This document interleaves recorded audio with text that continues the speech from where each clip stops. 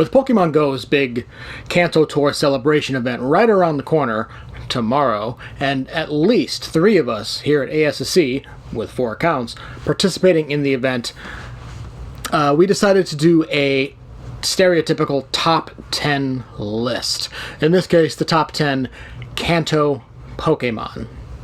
Now, what we did here, as you can see, I fixed my glasses a lot.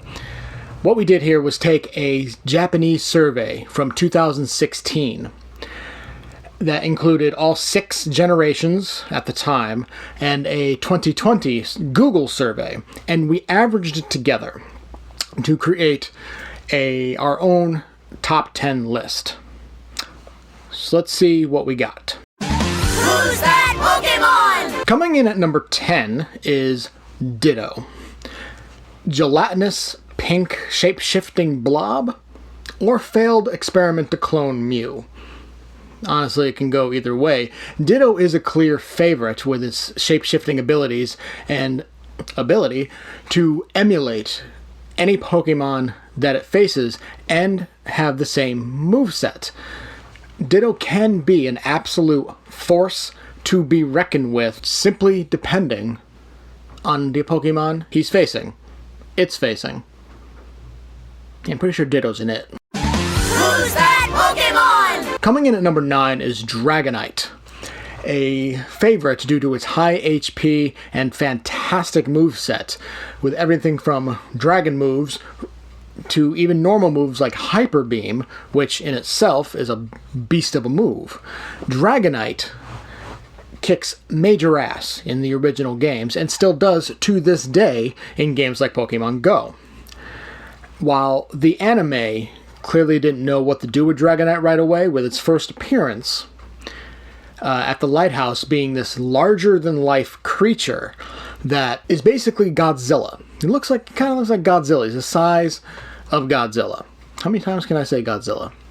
And then later appearances, he just kind of looks like, I don't know, a fat human with wings. But all that aside, Dragonite is a great Pokemon in Red and Blue, and one of the top ones in the Kanto region. Who's that Pokemon? Coming in at number 8 is Snorlax, of all Pokemon. Why? I mean, he's literally just a giant Pokemon that sleeps. When we meet him in the game, or her, whatever, it's blocking the way. We need to find the Pokeflute to wake its ass up, and then we have the opportunity to catch it. Same thing, kind of the same thing in the anime. He's just blocking the way, and they gotta wake his ass up. Of course, Ash doesn't catch him, despite wanting to be the greatest trainer of all time. He doesn't catch like any Pokemon. Ash is kind of a bitch when you think about it.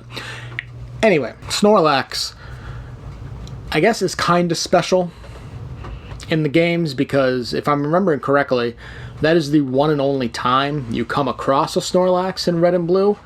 You know, I could be mistaken. It's been a long time since I played the original games when I was a kid. I'm currently 34, to put that into perspective. That's how long ago these games came out. I mean, he's kind of a beast in terms of his HP, so he's a good defender, but not much as an attacker unless he's got maybe Hyper Beam or Earthquake as his main move. And even then, overall, except for the defender side, Snorlax is kind of useless. So seeing him on the list is a little surprising. Who's that Pokemon? Coming in at number 7 is Magnemite. Magnemite. Why not Magneton? And Magnemite's just literally a steel ball with 2 magnets sticking out of its fucking head. I mean, he's not even the greatest electric Pokemon. Magneton is far superior, being an evolved form. I mean, as a kid, I kind of liked Magnemite because he kind of looked cool, but overall, he's not even close to being the best electric type. You've got Magneton, you've got Raichu, you've got Jolteon. So seeing Magnemite on here, period, is just shocking. Who's that Pokemon? Coming in at number 6 is Gengar. This ghost Pokemon is without a doubt the best ghost type in Kanto, though, if I'm being honest, there's only 3 ghosts in Kanto: Gengar, Ghastly, and Haunter.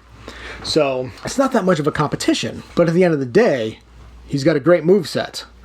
With his main move being, if he's got Shadow Ball, he's practically unbeatable.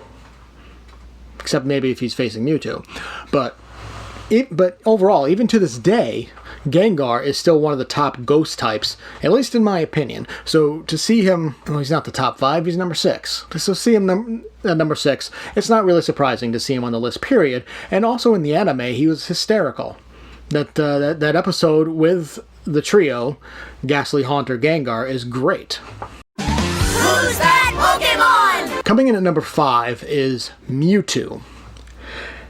An absolute beast of a Pokemon, the best psychic type in the original games in the Kanto region. He's practically unbeatable, unless you're a 10-year-old with an army of monsters, but that's neither here nor there. Mewtwo even proves his badassness in the anime by trying to take over the world in Mewtwo Strikes Back. I mean, really, there's only one other Pokemon, at least in Kanto, that can rival the power of Mewtwo, and that's Mew. So to see him at number 5, I'm actually a little surprised he's not higher on the list. But the fact that he's on it is not surprising. Who's that Pokemon? Coming in at number 4 is Eevee. I mean, what's not to like about Eevee? He's adorable, which makes him a companion Pokemon. And then, depending on which stone you have in Kanto, either turns into the badass water type Vaporeon, a great electric type in Jolteon, or a great fire type in Flareon. Even in later generations, he turns into the dark Pokemon Umbreon, Psychic Espeon, the grass-type Leafeon, ice-type Glaceon, and fairy-type Sylveon. Though they totally missed an opportunity having a steel-type Eevee and just calling it Steeleon. I mean, I feel like that's self-explanatory, and the Pokemon Company and Game Freak, it's like, what the fuck are you doing? This is a wasted opportunity. I think I've already said that. Whatever. But Eevee, especially with the Let's Go Eevee game that came out, Eevee's popularity has grown quite well. In my opinion, it can potentially rival Pikachu's, but obviously nothing's ever going to surpass that little electric mouse. Who's that Pokemon? Coming in at number 3 is my personal favorite Kanto Pokemon, Charizard. I mean, what can I say about him? He's a fire-breathing dragon. He's kind of a dick in the anime, but having him in-game in red and blue, you're practically unstoppable, even if Blue, or Dickhead, or Asshole, or whatever inappropriate name you gave to your rival, has Blastoise, you're still gonna whip his ass because he's fucking Charizard. Who's that Pokemon? Coming in at number 2 is the father of all Pokemon, and at least until Arceus was introduced, Mew. I mean, he's a cute little pink cat with powerful psychic abilities. And as I said earlier, he's really the only Pokemon that truly rivals Mewtwo, who is a clone of Mew. Seeing him at number 2, honestly, is not that much of a surprise. Though finding him in the games, the original Red and Blue, was a bit tricky. You either had to have a Game Shark, or you needed to exploit a glitch. And since this was back in the early 90s, the internet really was still in its infancy. Actually, was the internet even still a thing yet? I don't remember. I don't know. I've had a lot of beer in my years. A lot of dead brain cells. But anyway, if it was in its infancy, so there was no such thing as YouTube. So you couldn't just look up a video tutorial and find out, ooh, okay, I have to go here, and then I have to talk to this guy, and then I have to make sure to hit the pause button right at this exact moment, and then I have to cross this bridge.